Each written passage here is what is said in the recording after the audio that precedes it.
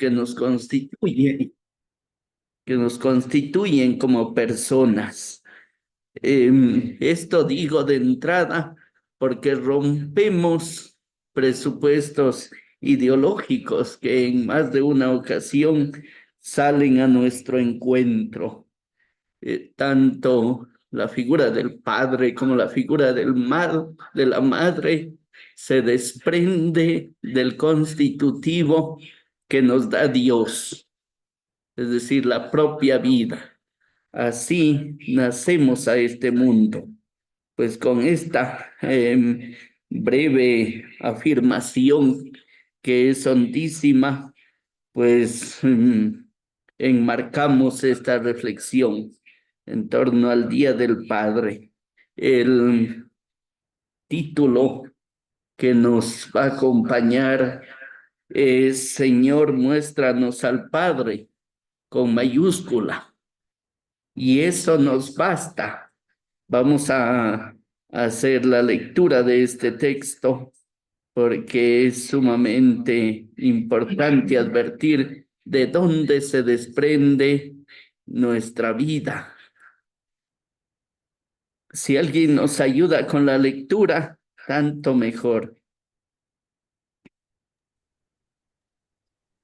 Iluminación bíblica de San Juan 14, 6, 11. Le dice Jesús: yo soy el camino, la verdad y la vida. Nadie va al Padre sino por mí. Y no conocen, si me conocen a mí, conocen también a mi Padre. Desde ahora lo conocen y lo han visto. Le dice Felipe: Señor, muéstranos al Padre y eso nos basta. Le dice Jesús: tanto tiempo hace que estoy con ustedes y no me conoces, Felipe. El que me ha visto a mí, ha visto al Padre. Como dice, ¿cómo dices muéstranos al Padre? ¿No crees que yo estoy en el Padre y el Padre está en mí? La palabra que les digo, no les digo por mi cuenta. El Padre que permanece en mí es el que realiza la obra. Creedme, yo estoy en el Padre y el Padre está en mí. Al menos créanlo por las obras. Palabra del Señor. Gloria a ti, Señor Jesús. Hermanos, es fundamental advertir algunos elementos que se desprenden de este relato que nos dejó plasmado en la historia del cristianismo el autor sagrado San Juan.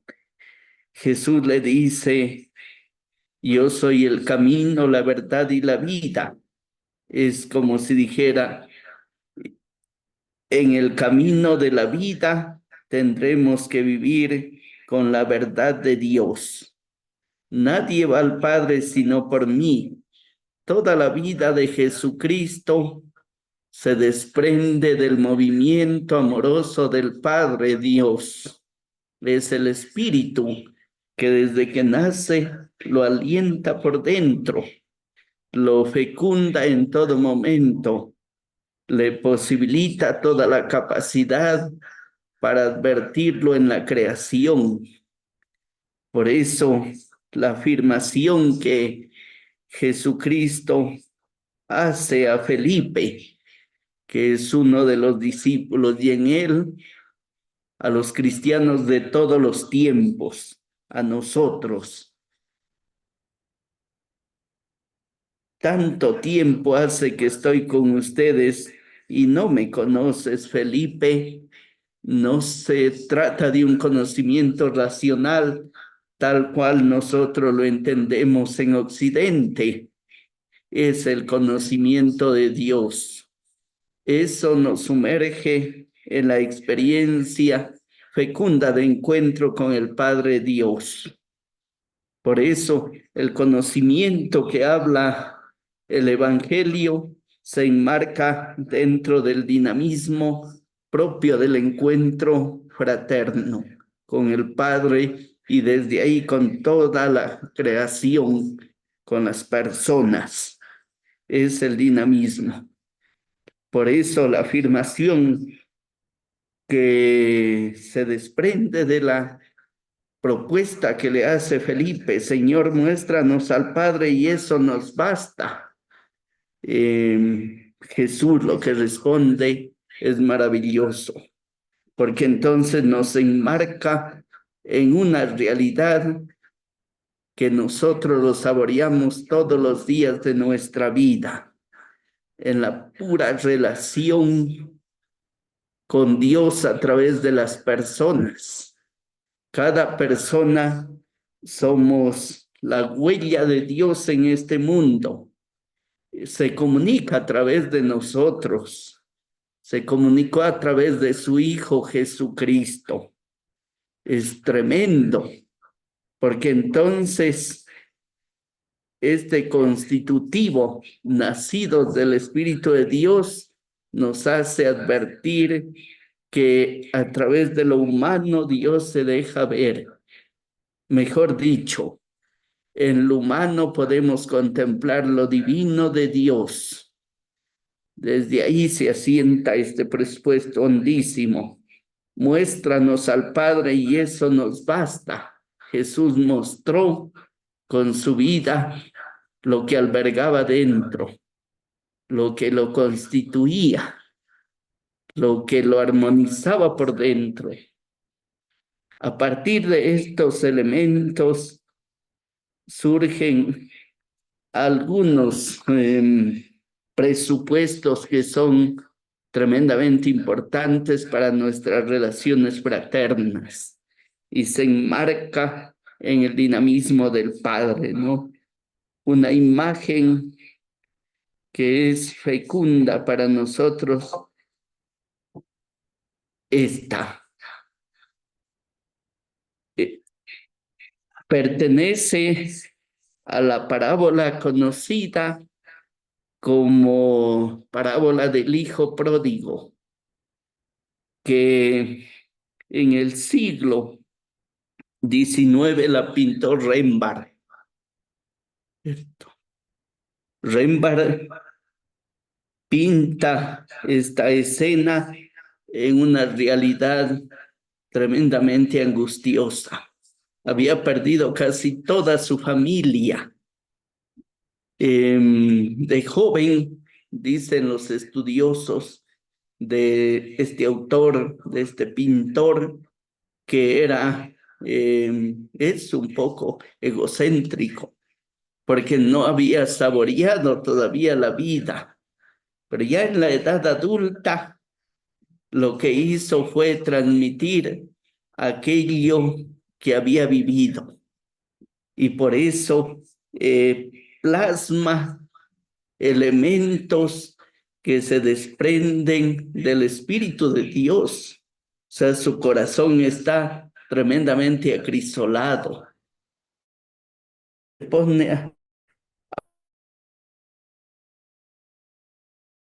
Puede acontecer este dinamismo tan hondo de la imagen. No sé si logran visualizar.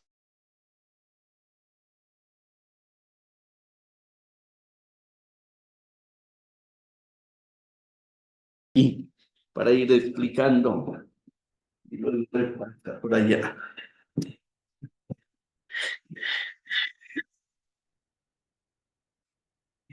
Rembrandt pinta a Dios ya en su ancianidad, se ya acrisolado, y a decir de Henry Nowen, las manos son de la madre y el padre. Es decir, la mano que está más rústica, más fuerte, pertenece a la del padre, y la más tierna a la de la madre. Cristian, si pasa para la imagen que está en la portada. Entonces, este es el constitutivo. Dios nos da el género. Ninguna persona decidimos nacer a este mundo. Tampoco decidimos los rasgos físicos, ni siquiera el tiempo para nacer. Pero en todos los seres humanos acontece aquello. Por eso Dios es el que nos suscita la vida. Hermanos, en la escena, el Padre acoge a su Hijo, que ha decidido por pura libertad salir de casa, como nos ocurre a nosotros en el transcurso de nuestra vida, con la conciencia de que somos libres. Fácilmente queremos independizarnos y luego nos percatamos de que la libertad siempre tiene límites, de que nos construimos con las personas, y ahí es donde enmarcamos elementos que nuevamente tenemos que repensarlos. Es fundamental esta vertiente, porque el Hijo se ha lacerado la vida, ha sufrido muchísimo, pero ha caído en la cuenta. Por eso en el sufrimiento más radical, los seres humanos tenemos dos posibilidades: nos hundimos o buscamos lo más genuino de nuestra vida, es decir, a Dios. El hijo menor regresó a la casa del padre, y la imagen es elocuente, porque entonces el hijo asienta su cabeza sobre el vientre del padre, si lo logran visualizar en la imagen, ¿no? Asienta su cabeza en el corazón del padre, y entonces empieza a sintonizar con los sentimientos del padre. Es tremendo. En la imagen también se visualiza otro elemento, que está rapada la cabeza, como un militar, eso, como un conscripto. Eso significa que regresa al útero. Es una cabeza de un niño recién nacido que regresa nuevamente al vientre materno, ¿no? Paterno. Es tremenda la escena. Y el padre lo arropa con sus brazos. Por eso sabemos que Dios tiene manos. Con las manos Jesucristo construyó vida, curó a los enfermos, extendió a los que se habían caído, atrajo a las personas que habían perdido la dignidad, las manos.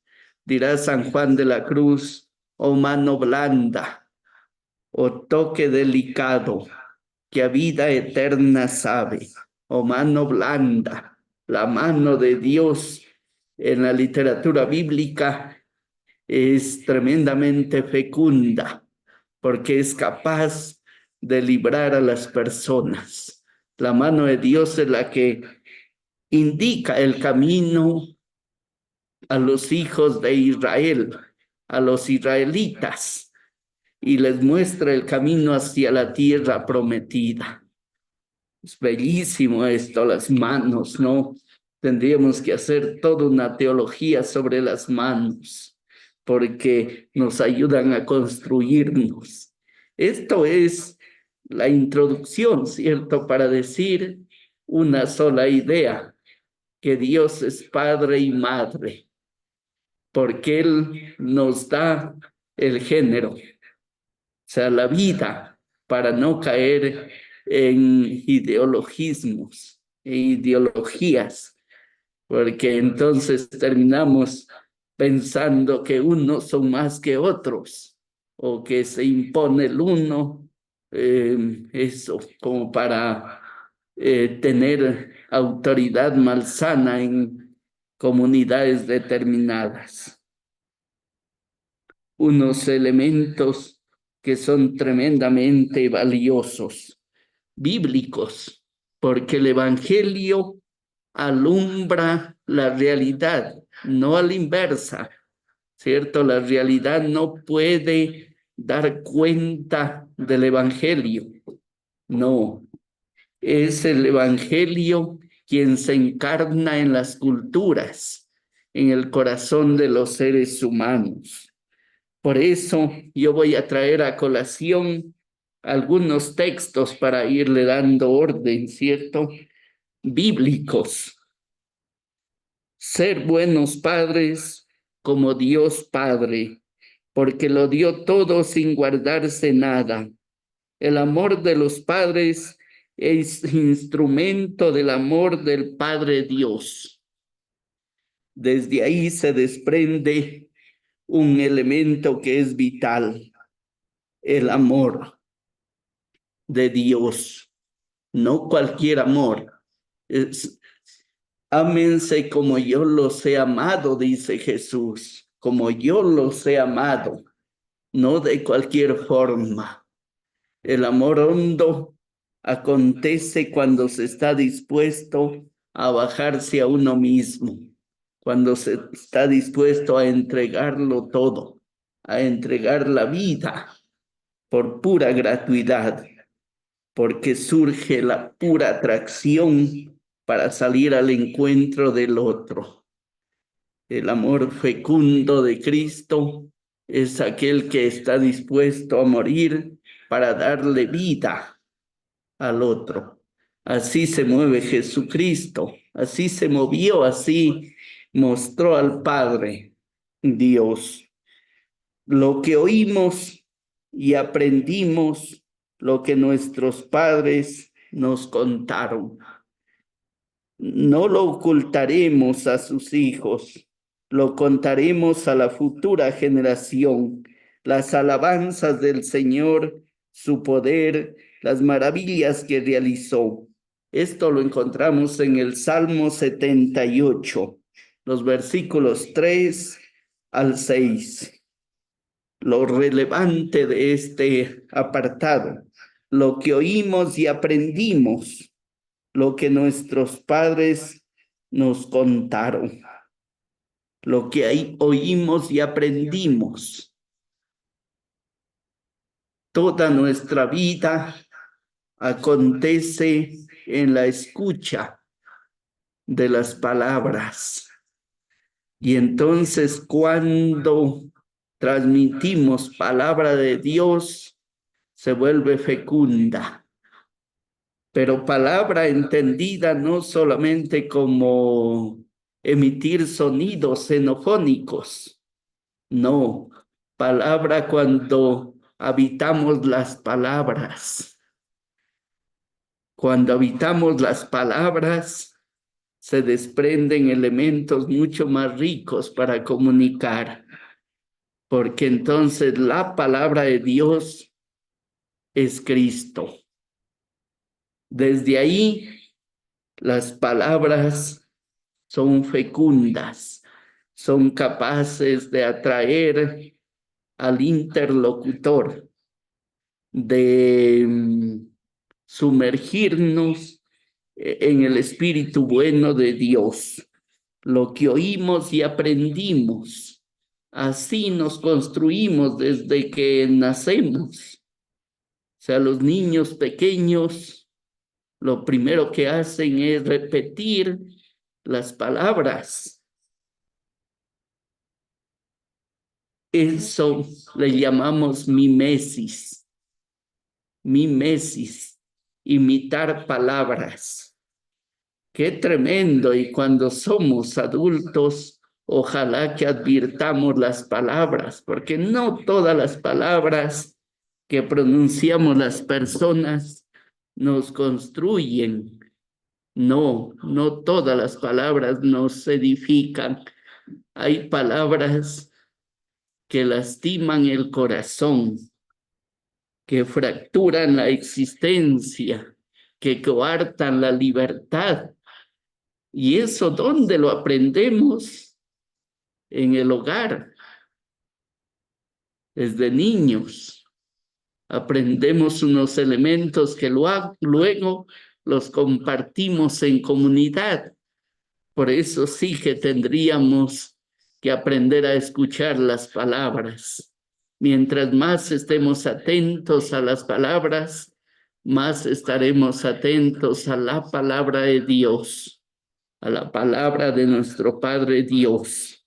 Por eso lo que oímos y aprendimos todo el tiempo, oímos palabras. Vamos en los sistemas de transporte y escuchamos palabras y tendremos que discernirlas.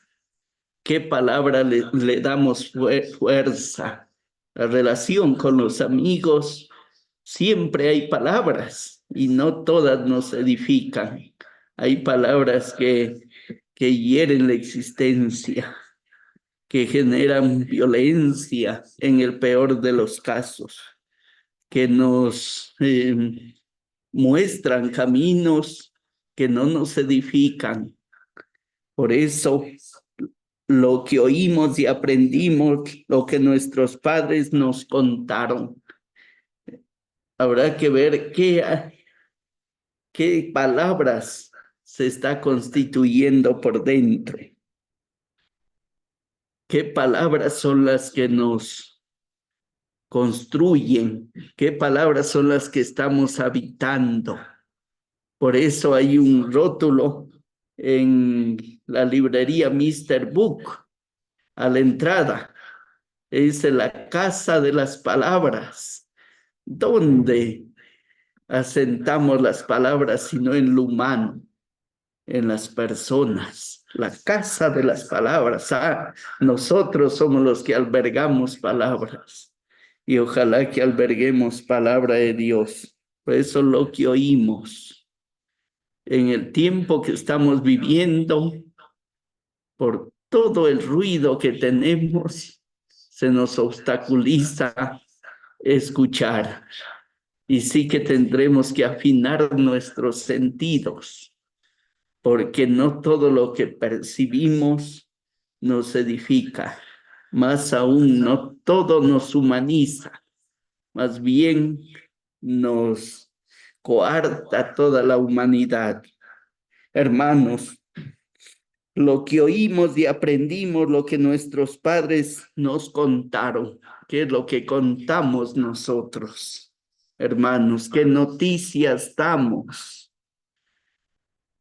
¿Cuáles son los elementos que comunicamos? Porque también podremos comunicar puras palabras vacías que no nos edifican.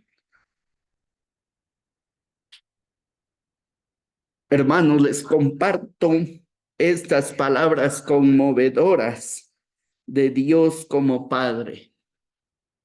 Cuando Israel era joven, lo amé. Yo enseñé a andar a Efraín, lo alzaba en brazos con cuerdas humanas, con correas de amor lo atraía. Era para ellos como el que levanta un niño contra su mejilla. Me inclinaba y le daba de comer. Hermanos, solo podemos transmitir aquello que practicamos. Esta formulación nos dejó una gran pensadora, filósofa, ella que buscaba la verdad de Dios. Se hizo monja carmelita, Edith Stein, Teresa Benedicta de la Cruz, el nombre religioso. Ella nos va a decir solo lo que podemos transmitir es aquello que practicamos. ¿Cómo más? Porque lo que ejercitamos todos los días, eso lo compartimos. Tremendo esto. O sea, porque los hábitos que adquirimos, eso los compartimos, incluso las palabras y las repetimos de continuo, después de un tiempo ya habitaron nuestra humanidad. Por eso sí que tendríamos que poner atención a estos elementos constitutivos, porque encarnamos palabras. Esto asienta su raíz en el Evangelio que nos transmite San Juan Evangelista. La palabra se hizo carne y habitó entre nosotros. Eso quiere decir que nosotros encarnamos palabras. ¿Y qué palabras son las que nos fecundan? Tendríamos que preguntarnos. Yo enseñé a andar. Si le enseñé, es que somos pedagogos. Pero todos enseñamos algo de lo que Dios pone en nuestro corazón. Todos somos maestros. El asunto es que el maestro por excelencia es Jesucristo, porque nos da la cátedra del amor a Dios. Es decir, porque nos da cátedra para aprender a vivir. Ustedes recordarán un pasaje del Evangelio que versa así. Dice que Jesús curaba a los enfermos y que los fariseos se admiraban por la forma como les enseñaba. Era el modo como hablaba Jesús, más aún porque habitaba lo que pronunciaba y lo vivía.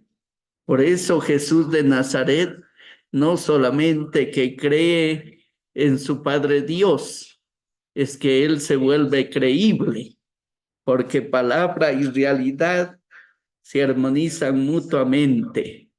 O sea, no está dividido. Ese es el riesgo de nosotros, que dividimos. O sea, la palabra por un lado y la realidad por otro lado. Dirá el Papa Francisco que la realidad es más grande que la idea. Nosotros fácilmente podemos construir edificios mentales, pero el edificio necesariamente tiene que tener un buen cimiento, porque si no, después de un tiempo viene un temblor y se derrumba. Es el evangelio de hoy, hermanos. La casa construida sobre la roca. La roca en la literatura bíblica es Dios y la arena es lo que nosotros, eso sin Dios, podemos construir. Hermanos, el edificio necesita una buena base. ¿Cómo no? Los arquitectos dan cuenta de aquello. Mientras más profunda sea la base, mayor garantía de que el edificio no se derrumbe, hermanos. Y en la base es nuestra humanidad, pero nuestra humanidad sumergida en Dios.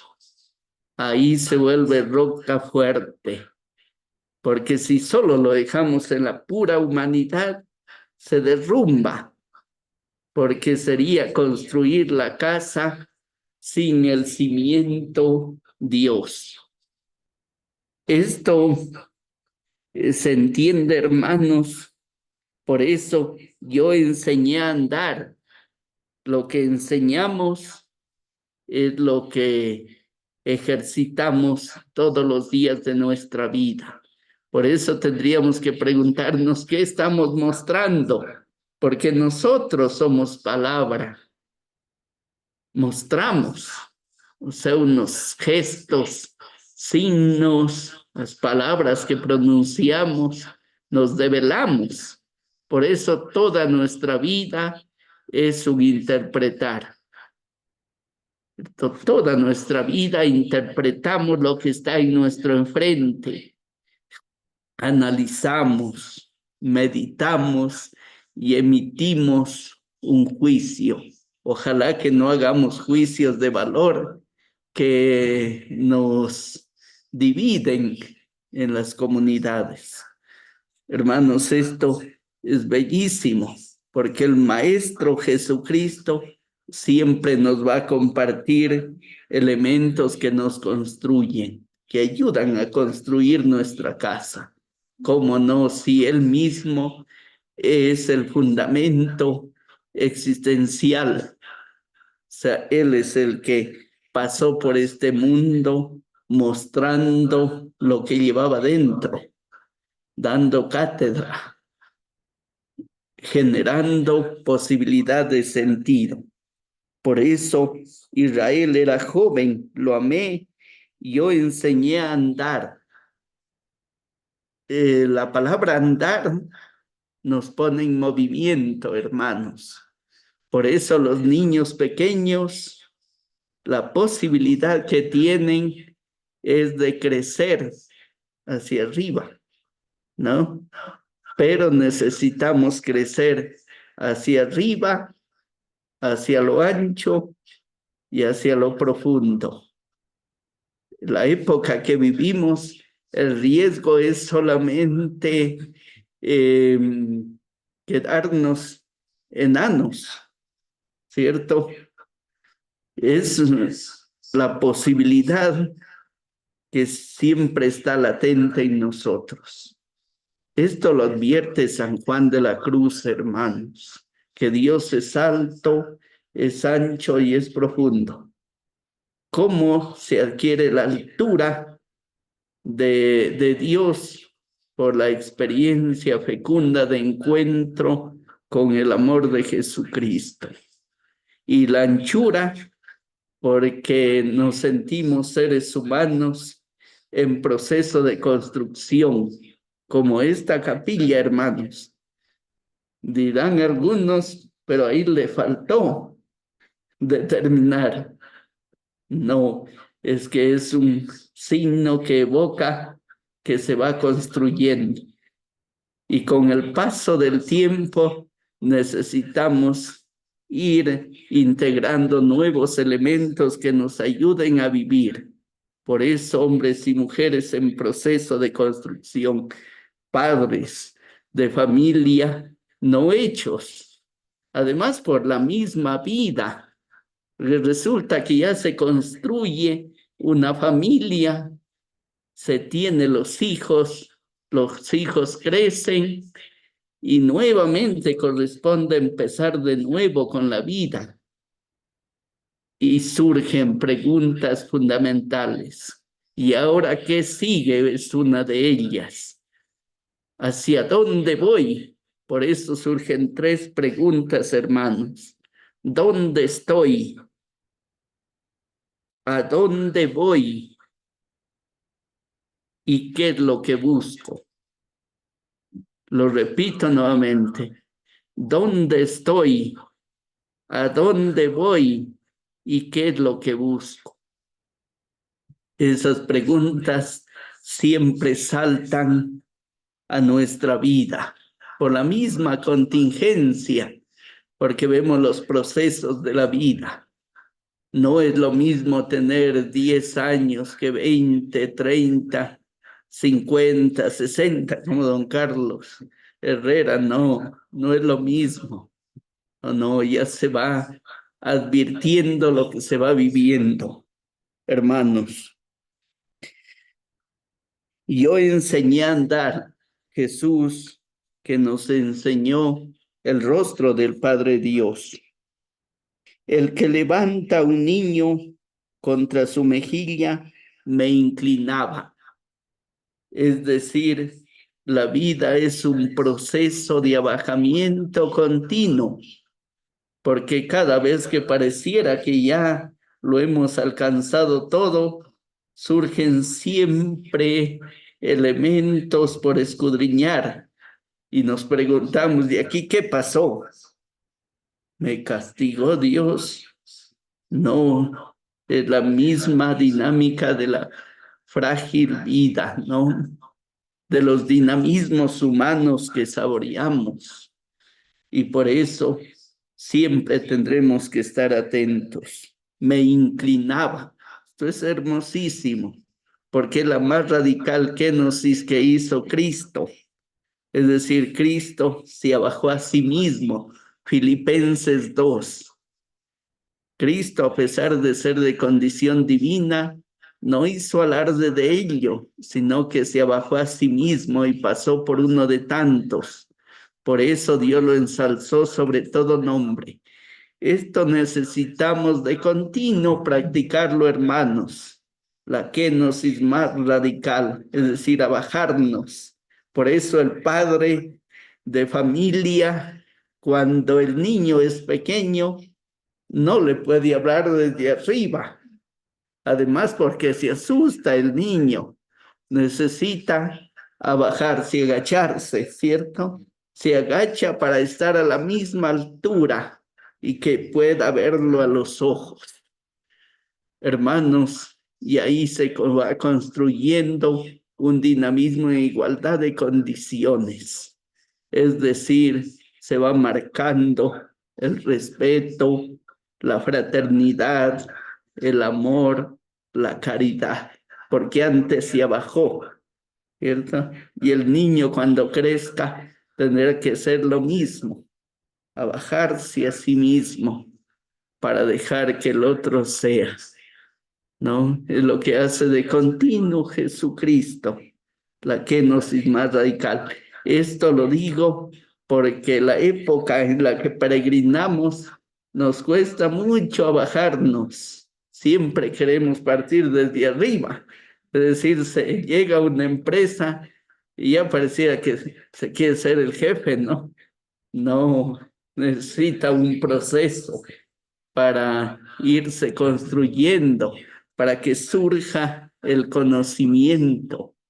Y entonces se percibe que hay elementos hondos en una persona y va escalando, pero es paulatinamente. Y en los espacios de compartir fraterno, en las comunidades, en la familia, se tiene que hacer ese proceso necesariamente, hermanos.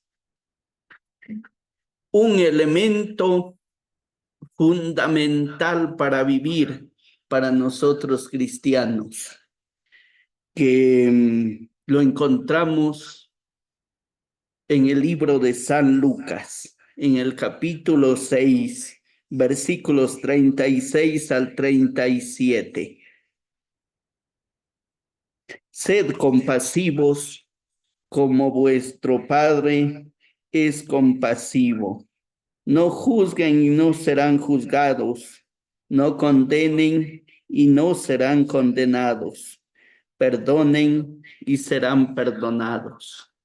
Hermanos, necesitamos encarnar la compasión. Compasión es la raíz de muchas palabras que pronunciamos. Compañero, decimos. Comunidad, compromiso, comportamiento,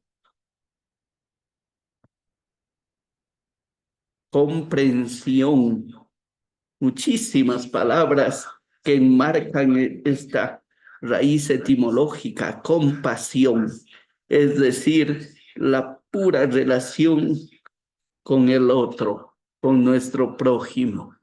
Compasión. Jesús, la pura compasión, lo movió para la construcción del reino de Dios aquí en la tierra.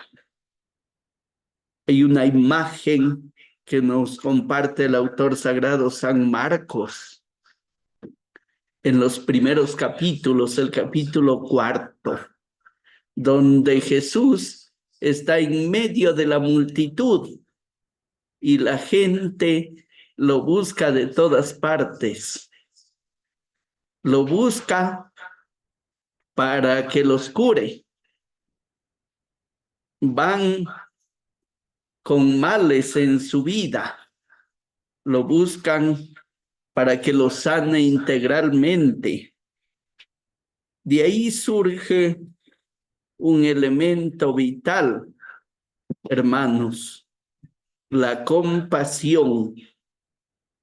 De ahí surge la invitación a los discípulos.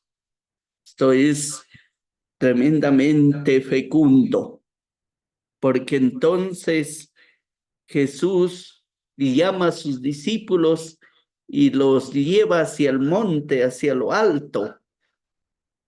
Ahí es donde sucede el llamamiento. ¿Para qué lo llama a los discípulos? Para que estuvieran con él y para enviarlos a predicar. Es decir, para que estuvieran con él, para que aprendieran de lo que ven, de lo que practica Jesucristo, de lo que hace continuamente. Por eso la repercusión acontece en los hechos de los apóstoles. Los discípulos terminan haciendo lo mismo que hace el Maestro Jesucristo. Empiezan a hacer todos los signos que vieron en el Maestro Jesucristo. Por eso regresamos sobre esta formulación de Edith Stein. Solo podemos transmitir aquello que practicamos. Es decir, lo que practicó Jesús, eso lo compartió a sus discípulos y los formó. El riesgo que tenemos nosotros es de formarnos en el camino con el paso del tiempo. Pareciera que no nos vamos formando, sino deformando. Y esto sí que habría que ponerle atención de continuo. ¿Saben por qué sucede aquello? Porque nos acomodamos en los terrenos conocidos, es decir, en lo que ya hacemos mecánicamente. Y entonces ahí es donde ya pareciera no necesitar nuevos elementos para vivir. Los discípulos de Jesucristo, pues eso, comparten aquello que han visto, han oído y han escuchado del Maestro Jesucristo. Por eso de ahí es donde les surge la compasión por el mundo, por las personas, la compasión frente al dolor humano. Hermanos, en los hogares necesitamos educarnos en la compasión, educarnos, porque entonces necesitamos darle forma. Más aún en estos tiempos que percibimos signos violentos por doquier. ¿Qué es lo que nos está dejando ver? Es la compasión. O sea, no se está advirtiendo el origen de las personas, el origen divino, el origen más genuino que tenemos, que es la imagen y semejanza de Dios Padre.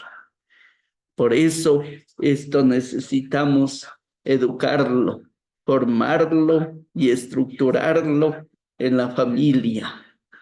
Y así sí que podemos vivir y compartir nuestra vida, porque ya no le hacemos daño al otro. ¿Cuál es la característica? Una de las características fundamentales de un niño cuando lo vemos, que no nos va a lastimar. O sea, no entramos en contacto y recibimos amenaza. No, no. Ya eso sucede en los adultos, porque entonces ya marcamos unos límites. Una persona que cultiva la compasión no genera miedo, ¿cierto? No genera distanciamiento, no. Tampoco se percibe violencia. Esto es fundamental para vivir, hermanos. La compasión. Cierro este elemento de la compasión con una palabra que necesitamos darle fuerza y que lo pronunciamos en el argot popular: cordialidad, cordis, corazón. Necesitamos relacionarnos con el corazón de Dios.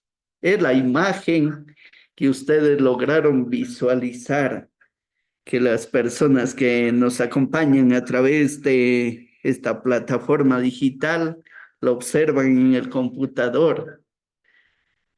El padre que se compadece del dolor de su hijo y por eso lo lleva hasta el vientre materno, lo lleva hasta el corazón. Hermanos, en las culturas ancestrales, a mí un elemento que me pareció bellísimo, al menos las mujeres quichuas, ¿cierto? No llevan al niño cuando es pequeño atrás, no, lo ponen adelante en el pecho. De ahí surge la lengua materna, decimos, es decir, de lo que mamó, de lo que absorbió, de lo que se fecundó, ¿cierto? Es la misma vertiente que observamos en esta imagen, hermanos. La compasión, lo necesitamos educar, formarlo, formar el corazón, corazón bueno, ¿cierto? Una de las cosas que percibimos en este tiempo es que ya no nos tenemos confianza. No, por doquier percibimos sospecha, ¿cierto? Porque no se está concibiendo con gratuidad, con amor, con compasión. Una persona buena en su forma no genera temor ni sospecha. Es atrayente, o sea, no me va a lastimar y por eso me acerco. ¿De dónde se desprende aquello? Desde dentro del corazón. Por eso la compasión es fundamental y por eso yo lo amplío un poco más porque es fundamental para vivir. Un último elemento y luego hago una conclusión. Al comienzo del Salmo 128 vamos a encontrar lo siguiente: comerás del trabajo de tus manos, esto será tu fortuna y tu dicha. Tu esposa será como vid fecunda en medio de tu casa. Tus hijos serán como olivos nuevos alrededor de tu mesa. Así será bendito el hombre que teme al Señor. Que el Señor te bendiga desde Sión, puedas ver la dicha de Jerusalén durante todos los días de tu vida. Que veas a los hijos de tus hijos y Israel en la paz de Dios. Así versa el Salmo 128. La categoría que se desprende grande es que el Padre es presentado como un trabajador, es decir, ¿dónde se aprende el sacramento del trabajo? En el hogar. Ahí se aprende la laboriosidad. Por eso los hombres, padres, cierto, creyentes, son muy trabajadores. Y de ahí se evita muchos vicios. Por ejemplo, estar viendo las cosas de los demás para extraerlas, porque ya cubre sus necesidades a base del esfuerzo, ¿no? Por eso en el Evangelio el trabajo es cansancio sagrado. Jesús cura en día sábado y los fariseos y escribas lo critican. Le dice que no está permitido trabajar en sábado. Y entonces ahí el autor sagrado nos comparte esto bellísimo. Y más que bello, es una realidad existencial vital para vivir. Mi padre trabaja y yo también trabajo. Se desprende de los labios de Jesucristo. Mi padre trabaja y yo también trabajo. Es decir, para nosotros cristianos, el trabajo es cansancio sagrado. Ya no será como la etimología de la palabra versa, traba, ¿cierto? La traba es que está en un sitio y entonces sometido casi todo el día. De ahí se desprenden las corrientes de pensamiento marxistas, ¿no? Que lo distorsionaron porque lo vaciaron de espíritu bueno de Dios. O sea, el trabajo visto no como el hombre que labora sin más.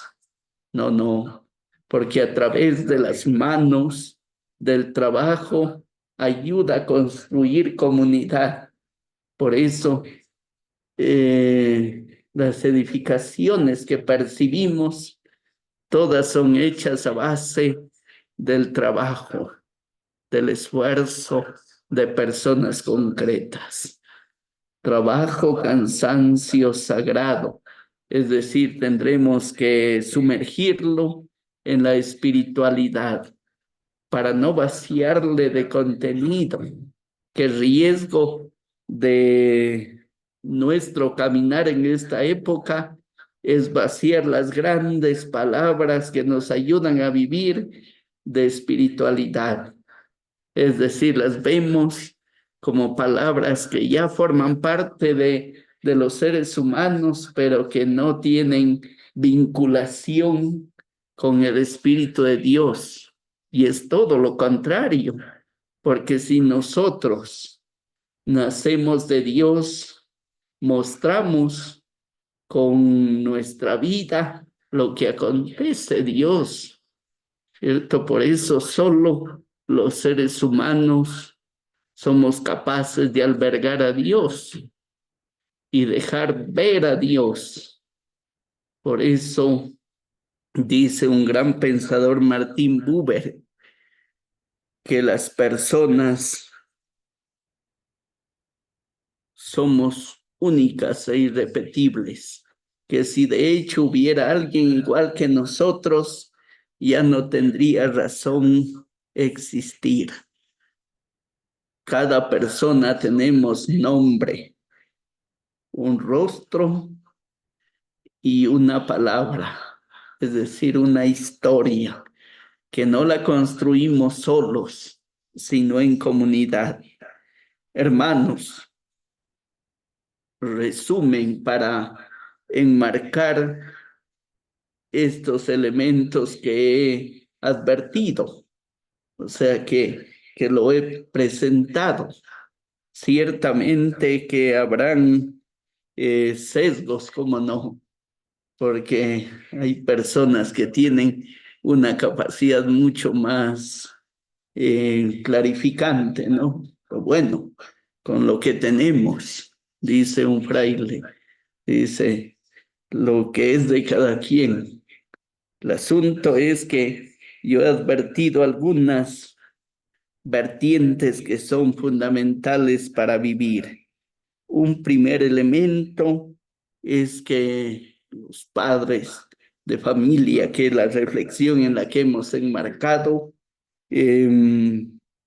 muestran al Padre y eso basta. Es decir, a través de lo humano se deja ver Dios y lo humano deja ver lo divino.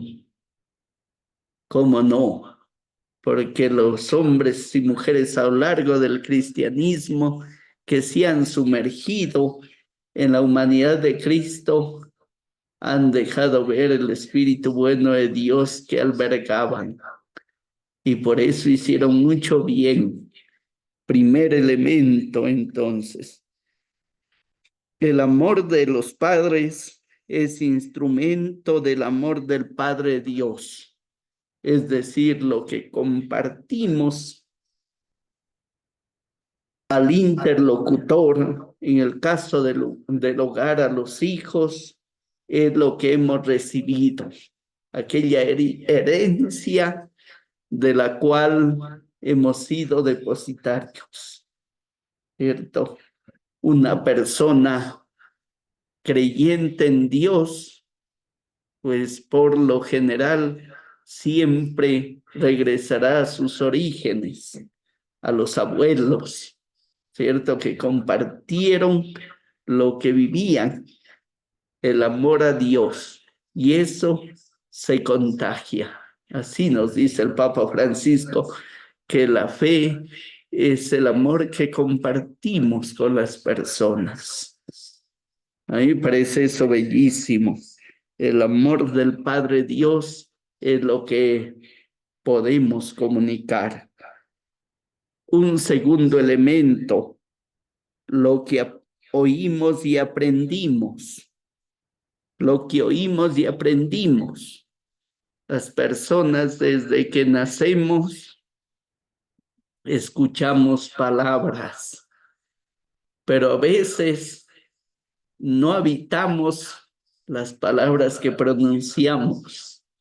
Es decir, no nos arropan la vida. A veces pareciera ni siquiera advertir lo que decimos. Y después nos percatamos de que las formulaciones que hemos hecho no nos han ayudado a construirnos, ¿cierto? Lo que oímos, lo comunicamos. Eso es lo que hemos aprendido. Un tercer elemento, yo enseñé a andar. Yo enseñé a andar. Es decir, nosotros somos pedagogos, pero todos, porque enseñamos aquello que cultivamos por dentro, aquello que hemos aprendido desde niños. Por eso basta ver las formulaciones, eso cuando vamos en los sistemas de transporte. Decimos, esto es lo que se practica y esto es lo que se comunica. Por eso necesitamos, sí, habitar nuestras palabras, encarnar palabras que nos ayuden a construirnos en comunidad. La palabra de Dios siempre nos fecunda la vida, ensancha el horizonte y por eso podemos crecer hacia lo alto, hacia lo ancho y hacia lo profundo. Hacia lo alto, las montañas tienden hacia el infinito, es decir, hacia Dios. Por eso con la mirada hacia lo alto y el horizonte siempre abierto para caminar. Por eso somos hombres y mujeres caminantes de un camino de siempre empezar. Solo para enunciarlo, los sabios de Oriente hicieron un largo camino y cuando llegaron donde Jesús, contemplaron a Dios. Y dice el autor sagrado que regresaron por otro camino, es decir, el camino. Por eso así empezaba yo esta reflexión, advirtiendo este elemento. Les dice Jesús, yo soy el camino, la verdad y la vida. Yo decía que es como si dijera Jesús, en el camino de la vida se ha de vivir con verdad. Imagínense, hermanos, que la práctica efectiva de la verdad, de la justicia, de la caridad, ya nos sumerge en el dinamismo de Dios. Yo les enseñé a andar por eso. Somos maestros, pero en cuanto que nos sumergimos en el maestro con mayúscula que es Jesucristo, porque nos forma integralmente la vida, nos forma el corazón compasivo. Por eso, un cuarto elemento, sed compasivos como su Padre es compasivo. Yo en esto me desplegué un poco más porque es fundamental la compasión. ¿De dónde nace?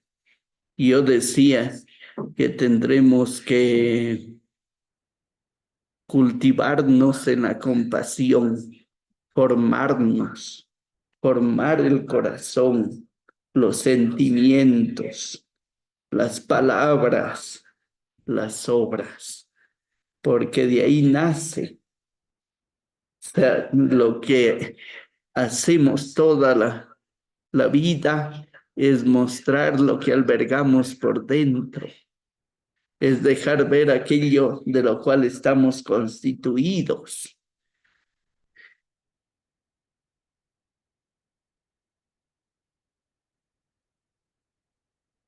Y el sexto elemento, decíamos que el Padre es presentado como un trabajador.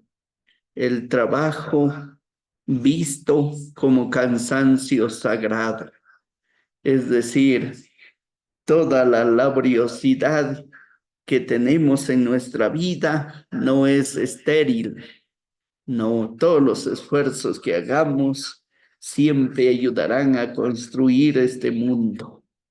¿Cómo no? Todo el movimiento que tenemos se desprende del movimiento de Dios. Eso.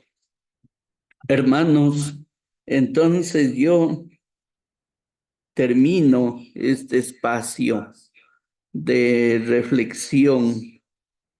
Solo voy a dejar la imagen de el Padre misericordioso, es decir, hacia allá estamos invitados.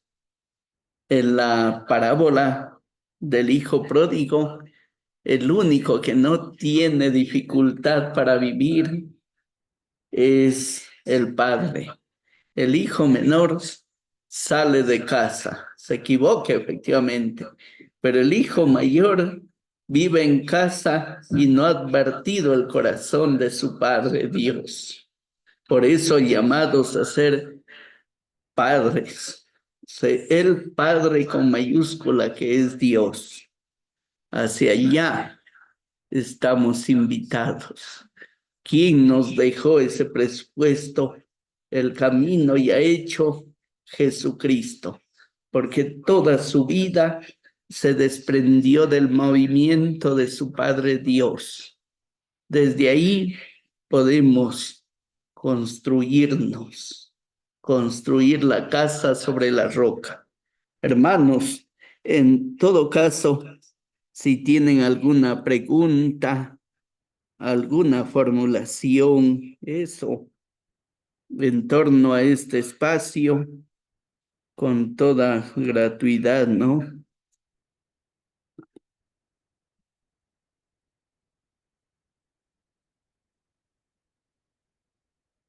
Les comento a las personas que están eso acompañándonos a través del medio digital, que tenemos un público aquí en la capilla de Santa Teresita, la capilla de la contemplación, eso es abundante. Sí,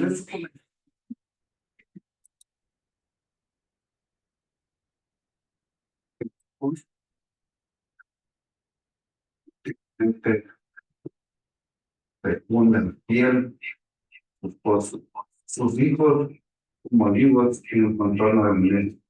Entonces eso da a entender de que y lo importante pues, usted lo dijo, el temor del hombre hacia Dios. Entonces, podemos aquí nosotros dar una conclusión al 100%. Cuando la persona tiene en la cara, en su corazón y en su mente, y en su existencia del día a día, el temor a Dios, automáticamente la persona vivir en plenitud, en la que va a tener mucha sabiduría para resolver todo tipo de problemas y el ámbito del día a día. No sé cómo usted lo pueda dar una mejor explicación. ¿Y qué pasa cuando la persona en ese seguimiento de gozar del, podemos decir, del resto de Dios?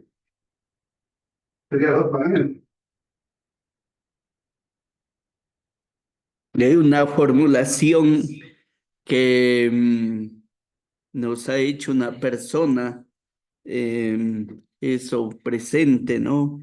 En el oratorio, que si una persona necesita vivir con el temor de Dios para ser fecundo en su familia, innecesariamente, ¿cómo no? Yo decía al inicio que las personas no decidimos el género, o sea, no, ya venimos diseñados así. O sea, doña Miriam no decidió nacer mujer, ni don Carlos hombre, ni ninguno decidimos aquello. Por tanto, todos con capacidad para buscar a Dios. Mejor dicho, desde que nacemos abiertos a Dios. Desde ese presupuesto, sí que podemos vivir en el temor de Dios. Y esto es fundamental, porque el temor de Dios nos ayuda a advertir su presencia en las personas. Cuánto bien nos hace, ¿no? Porque se desprende el respeto por el otro. Desde la vertiente, eso de contemplación de Dios, Dios aconteciendo en las personas. Imagínense si esto aconteciera en los hogares, no habría rivalidad, o sea, no habría posibilidad para aniquilar al otro, que esa es la cuestión frágil en la que siempre tendremos que regresar. Estamos advirtiendo a Dios en el otro. Desde ahí se puede construir elementos nuevos, ¿no? Fecundos. El temor de Dios. Mire, más hondo todavía. En el Evangelio, el temor de Dios es vivir desde el Espíritu de Dios. Por eso los discípulos en la transfiguración de Jesús sintieron temor. Es una vertiente mística, es decir, que Dios está aconteciendo con toda la intensidad en las personas. Es la experiencia más genuina de saborear a Dios. Ese es el temor de Dios en el Evangelio. No es un temor de susto, sino de balbuceo, o sea, de no entender aquello que está aconteciendo, pero no entender en un presupuesto racional, porque se está entendiendo. Dirá San Juan de la Cruz que toda ciencia trascendiendo, porque ya es el movimiento propio de Dios.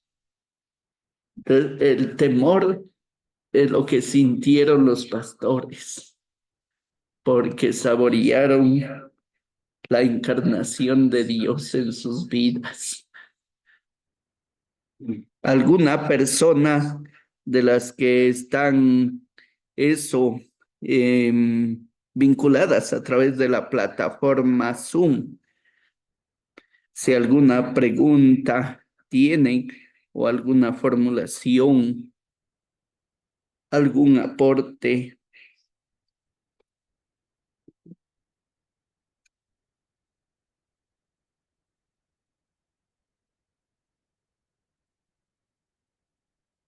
¿Alguna pregunta? Eso, ustedes y los que están acá.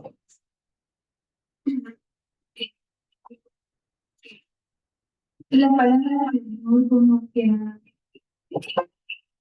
tiene, ¿no? Como se decía, como se siente como.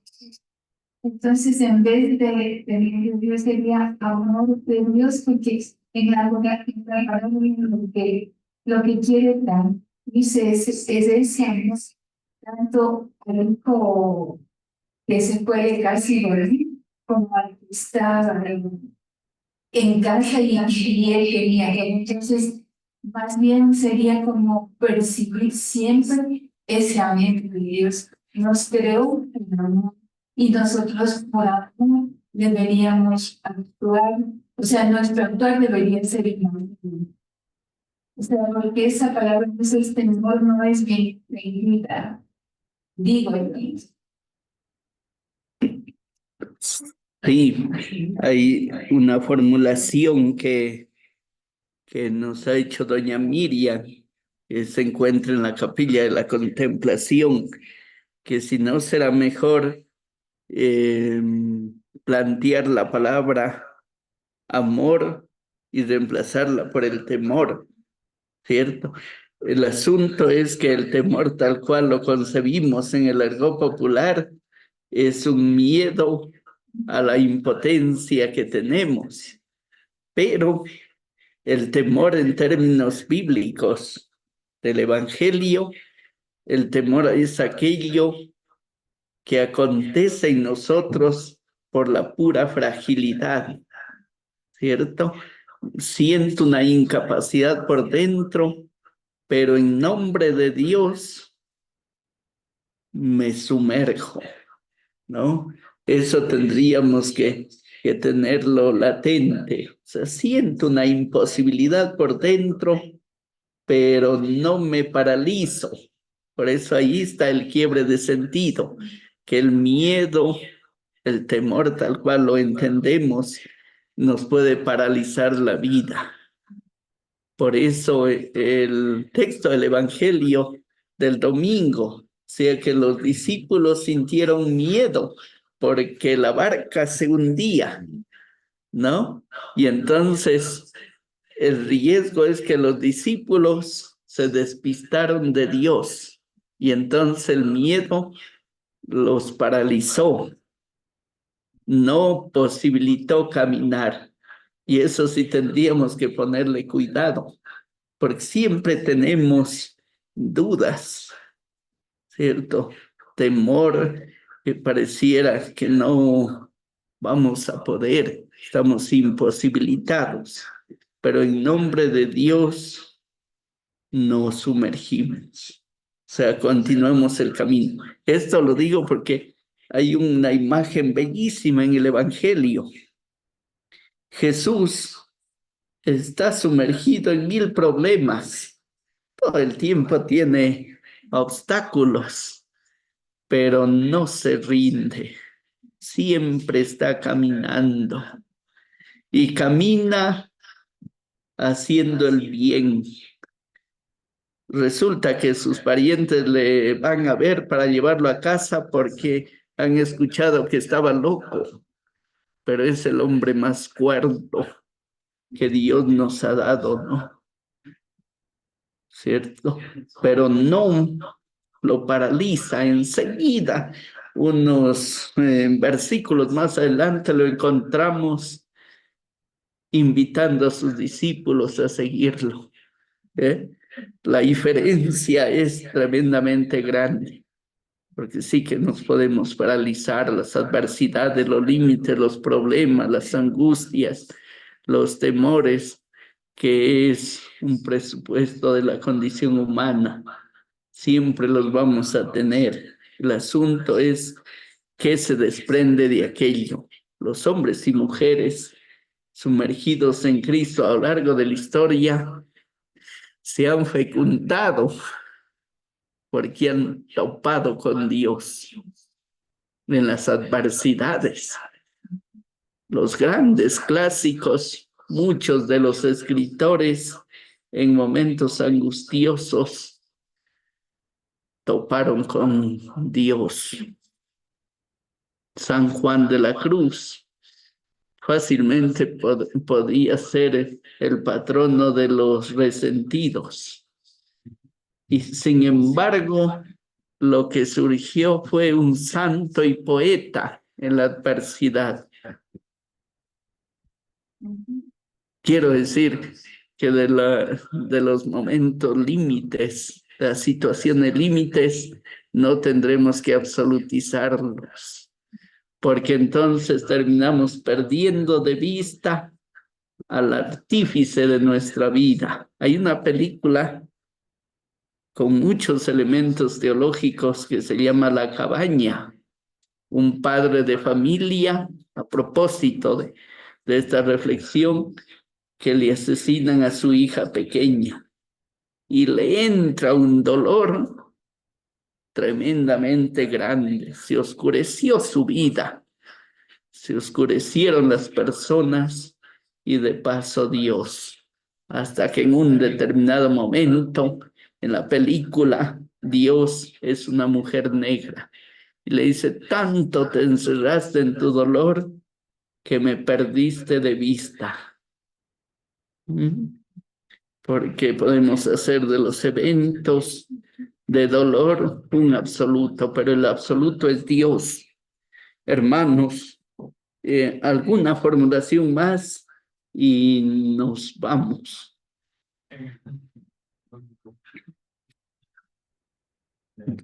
Don Roberto. A ver, muchas gracias por la charla, muy importante. ¿Cómo me lo explicaron lo del temor y lo del miedo?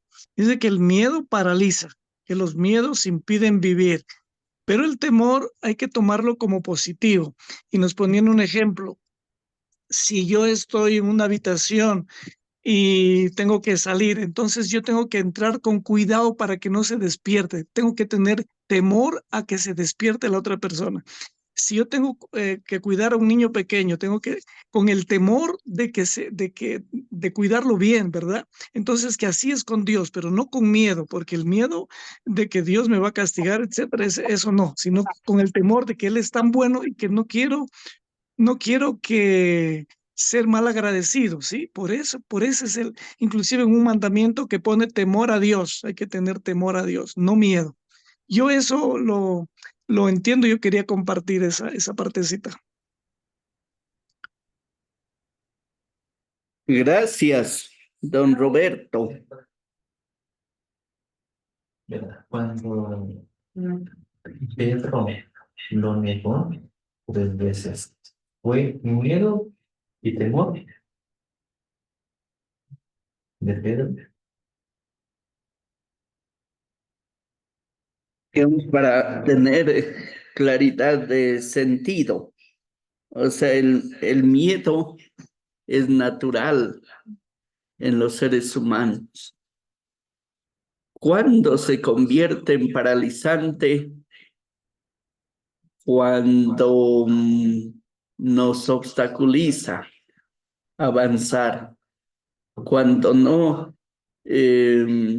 caminamos, ¿cómo no? Y entonces ahí tendrá razón don Roberto, ¿cierto? Y sí, la imagen es importante, porque dado que el miedo es humano, solo lo podremos dejar en esa vertiente.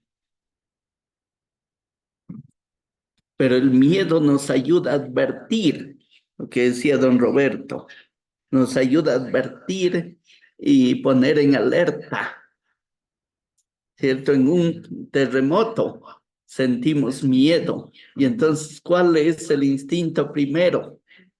Salir corriendo. Eso es natural. El asunto es que cuando se vuelve tremendamente paralizante, es cuando nos impide caminar, cuando no advertimos la presencia de Dios. De hecho, la imagen del Evangelio del domingo, los discípulos sienten miedo porque se despistaron del autor de la vida, que es Cristo. Y entonces ahí es donde se desprende un movimiento nuevo, porque Jesús es el que devuelve la paz. Y el temor en términos bíblicos, esto sí es importantísimo tenerlo presente.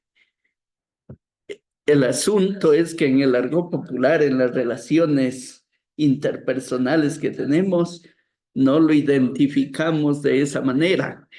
De hecho, lo equiparamos, el temor con el miedo. Pero el temor en términos bíblicos es el balbuceo, es la experiencia hondísima de encuentro con Dios, don Roberto. Y entonces ahí adquiere un matiz de presencia de Dios. ¿Se entiende esto? O sea, el temor Muy, muy términos bien, muy claro, padre, gracias. en términos bíblicos, el temor es la imposibilidad que sentimos por nuestra propia finitud de lo que albergamos por dentro. Eso les aconteció a las personas que se vieron sumergidos en Dios, pero ni siquiera por fuerza del humano, ¿cierto? Lo explico con una imagen sencilla, pero no por eso carente de sentido. A Dios le pertenece suscitar la lluvia. A Dios pertenece suscitar la lluvia. No nos pertenece a nosotros, pero a nosotros nos pertenece preparar el terreno fértil, ¿cierto? Educarnos, irnos formando, cultivando elementos que nos ayuden a vivir. Y entonces ahí es donde surge el temor, porque hombres y mujeres, eso es la mística, ¿no? Han saboreado a Dios en sus vidas y eso genera balbuceos. En términos racionales, pareciera oscuridad, pero tienen más claridad todavía, porque es la luz de Dios aconteciendo en sus vidas. Más sencillo todavía. Santa Teresita, el niño Jesús, apenas sí sabía algunos elementos del catecismo y la formación cualificada de sus padres. Pero ya lo que encontramos en sus escritos es el acontecimiento del Espíritu de Dios. Porque ¿cómo racionalmente pudo topar hacia allá y hacia acá? ¿No? ¿Se entiende esto? O sea que las personas en cuestiones lógicas, pues apenas hacemos unas formulaciones ahí medias endebles. Pero ya la fecundidad la da Dios. Por ahí va el temor de Dios. Por eso es una categoría bíblica. Es importantísimo esto. Temor de Dios. No miedo. Pero Pedro, después, él aceptó su pecado, claro, también era otra gracia, pero fue esa valentía que tuvo él para poder vencer eso. Mire, el asunto es de una experiencia fecunda, porque entonces Pedro sintió que se equivocó. O sea, cayó, Él, se resbaló, claro, se sumergió en el pecado. Pero Dios es mucho más grande que nuestro pecado.